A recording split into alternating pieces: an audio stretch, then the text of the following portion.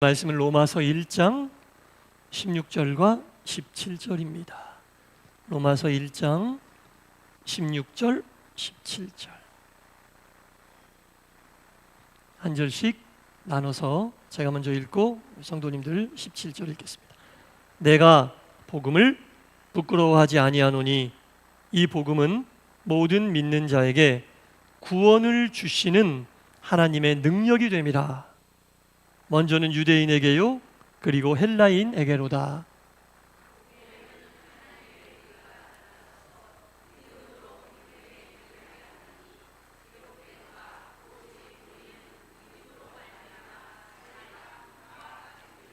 아멘. 자, 요 앞에 불렀던 찬송가 부르면서 굉장히 은혜롭지 않은 찬송가가 있겠습니까? 다 은혜롭죠. 이것이 나의 간증이요 이것이 나의 찬송일세. 이제 이게 영어 찬송가는 This is my story, This is my song 이렇게 하거든요. This is my story. 우리 간증 그러면 특별한 경험을 하는 것만 생각하는데 그냥 스토리예요. 여러분들의 삶의 스토리가 간증이라고요. 예. 그러니까 우리가 살면서 갑자기 겪던, 계획적으로 겪던, 일어나는 모든 일들, 우리의 삶의 스토리가 다 우리의 간증이에요, 여러분.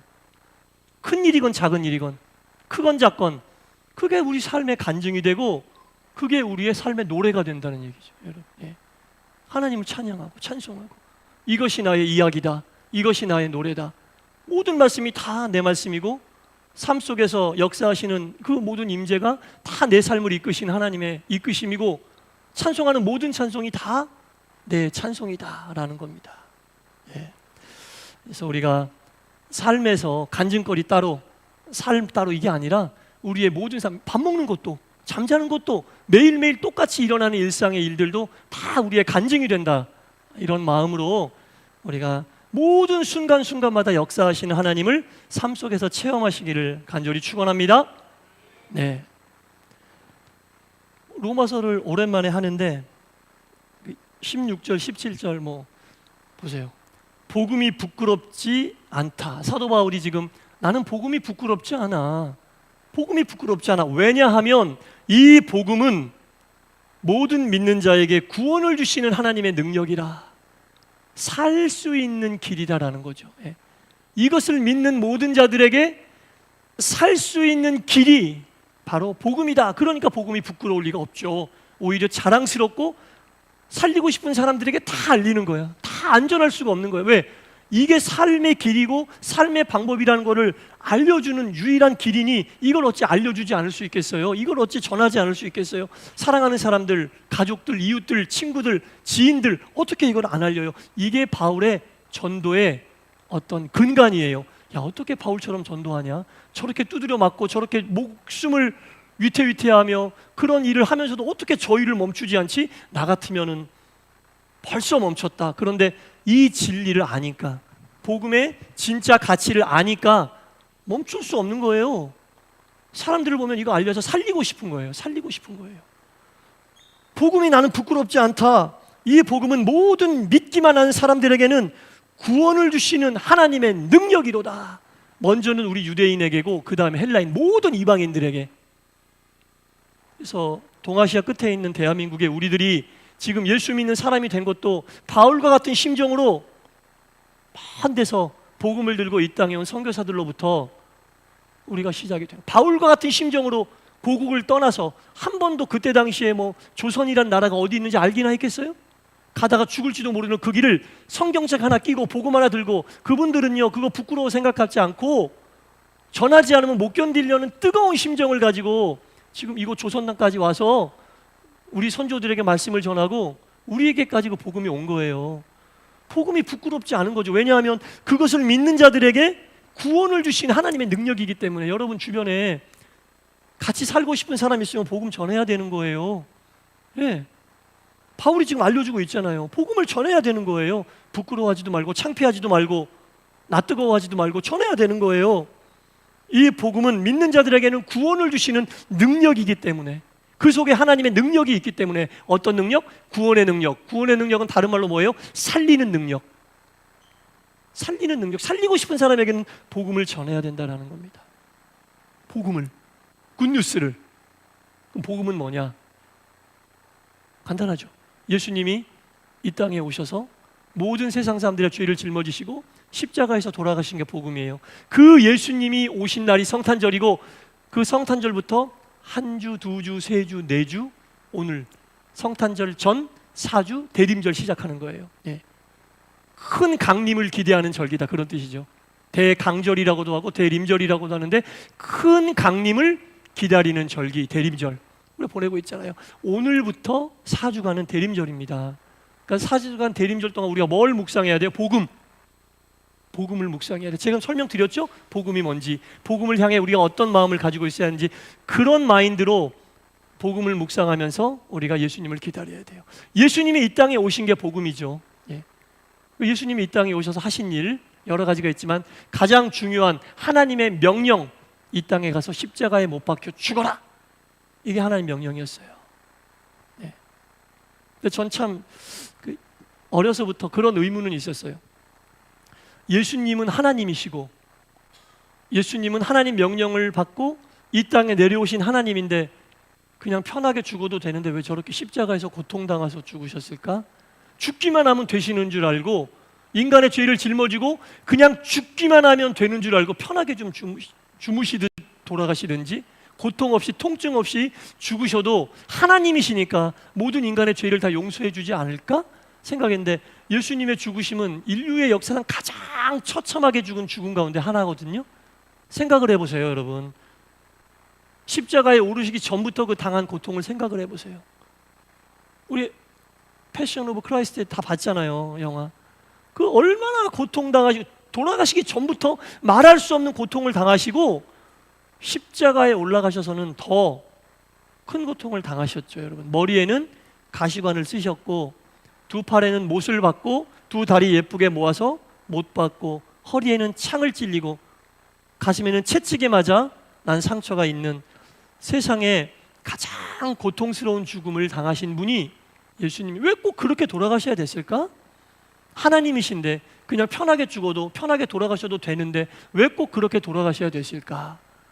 이런 의문이 있었어요. 근데 이제 뭐 공부도 하고 책도 찾아보면서 답을 좀 찾았습니다. 예. 이걸 알려면, 이 이유를 알려면 유월절에 대해서 먼저 알아야 돼요, 여러분.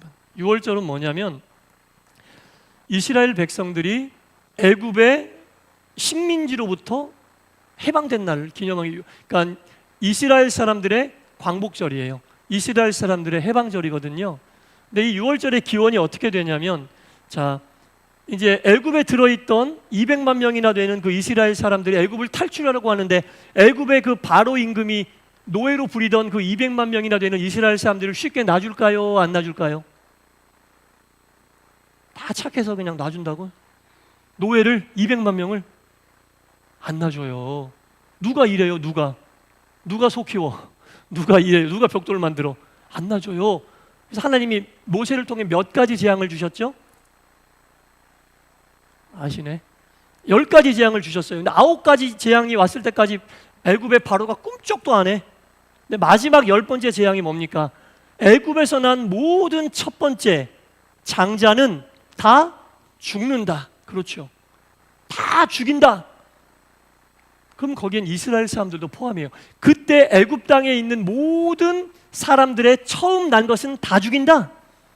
그러면서 하나님께서 이스라엘 사람들, 모세에게 주신 말씀이 뭐냐면, 내가 너희들을 죽일 수는 없지, 너희들을 살려야 되는데, 죽음의 사자가, 하나님의 영이 애굽에 있는 모든 첫 번째 난 것들을 죽이려고 할 때 표시를 해라.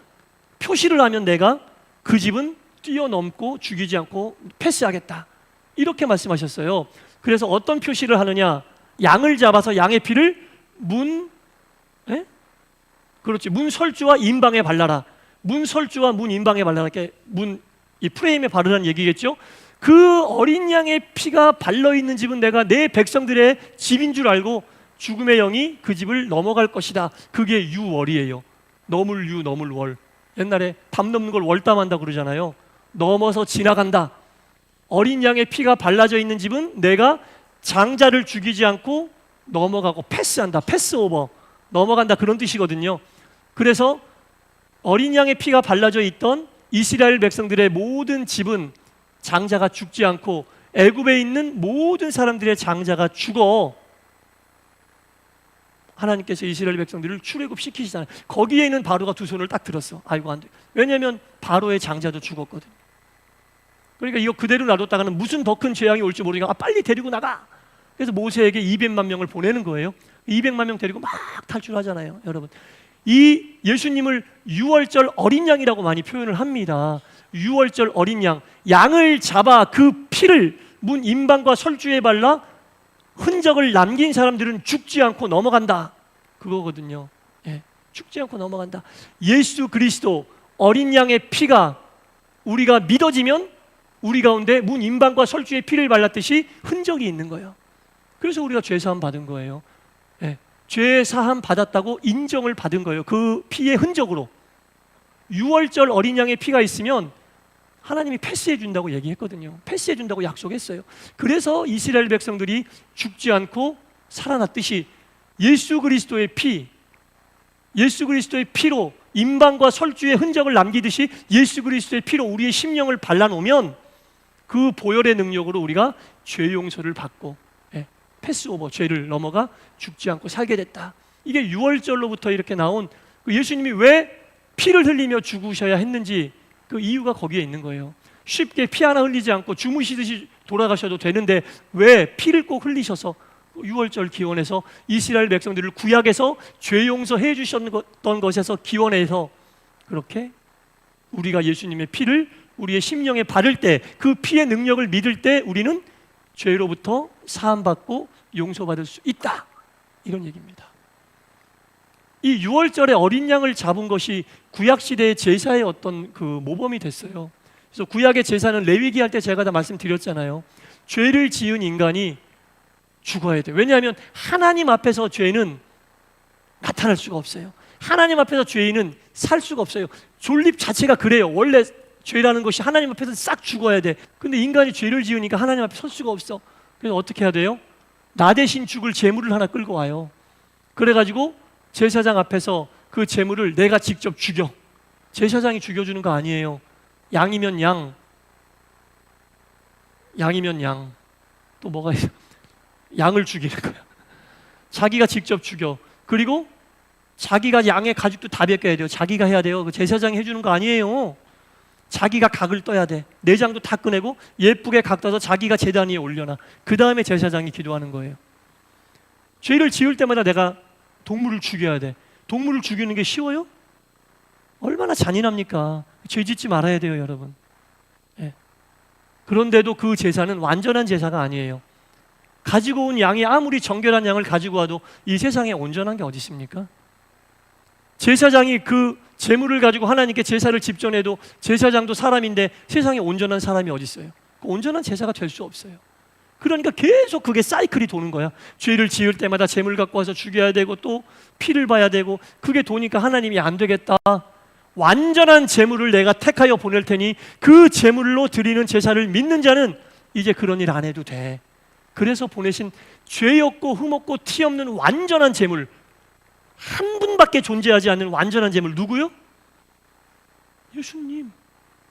완전한 분은 당신의 아들밖에 없으니까, 당신 자신밖에 없으니까 완전한 당신이 와서 스스로 제물이 된 거예요. 그리고 고난 속에 돌아가신 거지. 머리에 가시관 쓰면은 그 예수님의 가시관 쓰신 모습을 보는 사람마다 머리로 지은 죄를 회개해야 돼요. 손에 못 박힌 것을 생각할 때마다 내 손으로 지었던 죄를 회개해야 돼요. 발에 못이 생각날 때마다 내 발로 죄 지으러 갔던 것들을 생각해야 돼요. 채찍에서 피가 가슴에 맞아 피 흘리는 것을 볼 때마다 내가 마음으로 품었던 죄를 회개해야 돼요. 그래서 고통스러운 죽음이 예수님께 있었던 거예요. 그 고통스러운 죽음을 통해 이후에 죄를 짓지 말라고 상징적으로 보여주시면서 구약의 제사 예법도 그대로 가지고 오셔서 그 제사 예법대로 한 죽음이 예수님의 십자가의 죽음인데, 차이점은 뭐예요? 그 시대에는 불완전한 제물과 불완전한 사람이었으나 이때는 완전하신 예수님으로 인해 완전한 제물, 완전한 제사가 드려졌기 때문에 그 이후로 우리는 그런 제사 안 드려요 이제. 예. 그리고 예수님이 회개의 문을 열어놓으셨기 때문에 우리가 이제 주님 앞에 나와 지은 죄를 바로바로 그때그때 회개해야 돼요, 여러분. 예수님의 성탄을 기다리는 절기 대림절은 은혜롭고 아름답고 행복한 주간이긴 하나 회개가 가장 먼저 이루어져야 됩니다. 예수님이 왜 오셨는지를 생각하면 가장 먼저 우리가 해야 될 게 뭘까? 못 박히고 돌아가시려고 오는 예수님인데 가시관 쓰고 못 박히고 창에 찔리고 채찍에 맞아 가슴에 피를 흘리시러 오신 예수님인데 우리가 지은 죄가 회개되지 않아서 그런 예수님을 보면서도 죄가 회개되지 않는다면 어떻게 합니까? 더 이상 완전한 제사는 없어요. 이제 더 이상 완전한 제사는 없어요. 그러니까 이 대림절 기간은 철저한 회개의 기간이다라는 겁니다. 완전한 회개의 기간이 돼야 된다라는 겁니다. 알고 지은 죄 모르고 지은 죄 정말 생각나는 대로 구체적으로 다 사람들은 아무 말 하지 않아도 하나님은 알고 계시는 그 죄를 낱낱이 파헤쳐서 회개해야 됩니다. 그래야지 우리가 성탄의 예수님을 받아들일 수 있어요. 가시관을 생각하면서 머리로 지었던 죄, 손가발을 못 먹히심을 생각하시면서 손가발로 지었던 죄, 가슴에 채찍 맞으심을 생각하면서 마음으로 지었던 죄 깨끗하게 회개해야 돼요. 더 정결하게 회개해야지 성탄으로 오시는 예수님을 그나마 뵐 낯이 있는 거예요. 예. 올해도 똑같이 그냥 이렇게 보내다가 성탄절 그냥 보내고 그러지 마시고 철저하고 온전하게 회개하는 이 대림절 기간이 돼야지 그나마 이 땅에 구세주로 오신 예수님을 뵐 낯이 있는 거예요. 그 예수님이 오시는 것이 복음, 그 예수님을 믿으면 산다. 이게 오늘 바울이 오늘 우리에게 이야기하고 있는 본문의 핵심입니다. 본문의 핵심이다라는 거죠. 제가 본문 한 번 더 읽고 설교를 마치겠습니다. 자, 설교 들으셨으니까 이제 읽을 때 그 의미가 올 거예요. 내가 복음을 부끄러워하지 아니하노니 이 복음은 모든 믿는 자에게 구원을 주시는 하나님의 능력이 됩니다. 먼저는 택하신 유대인들에게, 그리고는 이방인인 헬라인에게로다. 복음에는 하나님의 의가 나타나서 하나님의 뜻, 우리를 향한 사랑이 나타나서 그것을 믿음으로 하나님을 온전히 믿음에 이르게 하나니 기록된 바 오직 의인은 믿음으로 말미암아 살리라 함과 같으니라. 아멘. 기도하겠습니다. 하나님, 죄 없고 흠 없는 유일한 제물인 예수님이 4주 후에 이 땅에 오십니다. 오늘부터 4주 후에 이 땅에 오시는 예수님을 기다리고 진실한 회개를 통해 예수님 맞을 준비를 하는 대림절입니다. 주여, 이 기간을 통해 기뻐도 하고 행복해도 하고 감사해도 하지만 가장 먼저 해야 할 일은 진실한 회개입니다. 내 마음속 깊은 곳에 있는 것까지도, 내 생각 속 깊은 곳에 있는 것까지도 다 끄집어내서 이 대림절의 기간에 온전히 자복하고 회개하게 하여 주옵소서. 나는 잃어버리고 사람들은 잃어버려서 말하지 않고 아무렇지도 않게 대하지만 하나님은 다 알고 계시고 다 생각하고 계심을 기억하며 진실한 회개를 통해 성탄을 맞이하는 우리 모두가 되게 하여 주시고, 이것이 복음의 참 의미이며 이것이 복음의 참 능력임을 깨닫게 하여 주옵소서. 예수님 이름으로 기도드리옵나이다. 아멘.